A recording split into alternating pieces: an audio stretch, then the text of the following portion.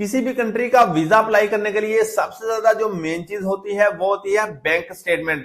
तो bank statement को कैसे मैनेज करना है, किस तरह का अकाउंट होना चाहिए, सेविंग अकाउंट हो या करंट अकाउंट हो, वो हम इस वीडियो में देखेंगे।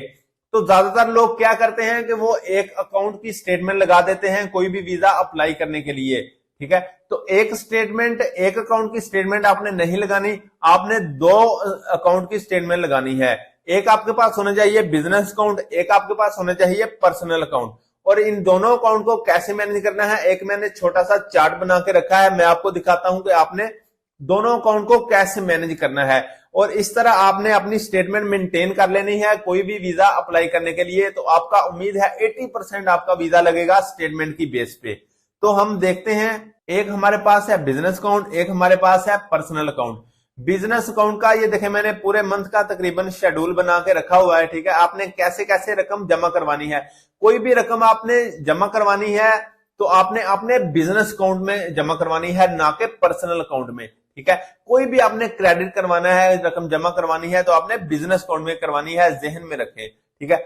ये देखें, सबसे पहले एक मैंने फर्जी मई का महीना मैंने उसकी 2 डेट डाली है, तो 2 को हमने जमा करवाया है 20,000 पे।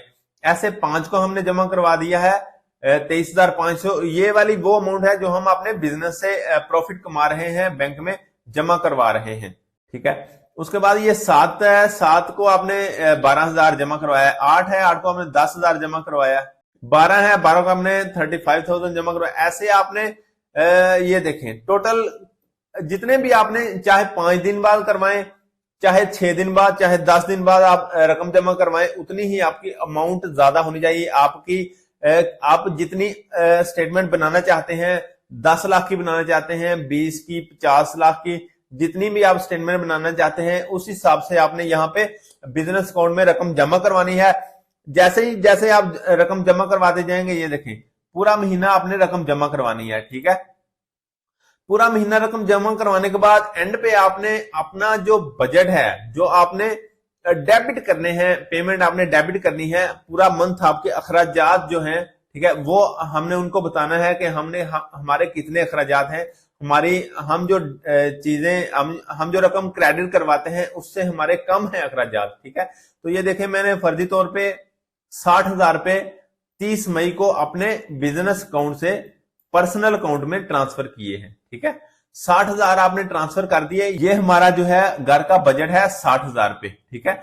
60,000 रुपए में हमने टोटल अपने अखराजात मैनेज करने हैं। हमारा बिल हमने निकाला है 7,000 रुपए का, ग्रोसरी है, शॉपिंग है, हम कोई भी चीज खरीदते हैं, लंच है, स्टेशनरी, इस तरह हमने टोटल जो अपनी स्टेटमेंट जो हमने विथड्रॉ करवानी है रकम, या हम ऑनलाइन शॉपिंग करते हैं, कुछ भी करते हैं, वो हमने अपनी करनी है पर्सनल अकाउंट से, ठीक है। बिजनेस अकाउंट से हमने शॉपिंग नहीं करनी। तो पर्सनल अकाउंट से हमने जो भी काम करना है, अगर आपने 100-200 रुपए की भी चीज खरीदनी है तो मेरा आपको मशवरा है कि आप पर्सनल अकाउंट से खरीदें, ठीक है।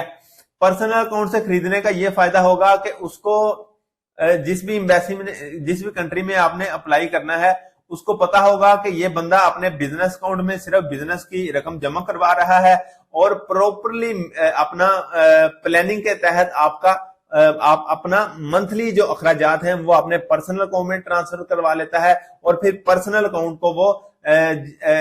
अकाउंट से वो मैनेज करता है अपना सारा घर का खुद अपना अखराजात जो भी है। तो इस तरह आपके पास 2 अकाउंट होने चाहिए किसी भी कंट्री का वीजा अप्लाई करने के लिए।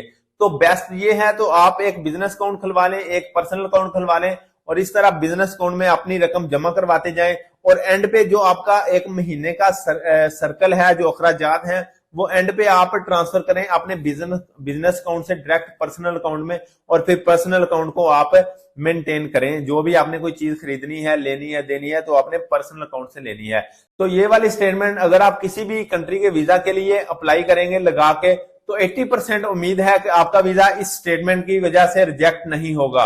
तो आप किसी भी कंट्री का वीजा के लिए ये वाली स्टेटमेंट इस्तेमाल कर सकते हैं। तो यार, वीडियो अगर अच्छी लगी है तो लाइक कर दें और चैनल को सब्सक्राइब कर दें, साथ बेल आइकन को लाजमी प्रेस करें ताकि हर नई वीडियो सबसे पहले आप तक पहुंचती रहे। शुक्रिया।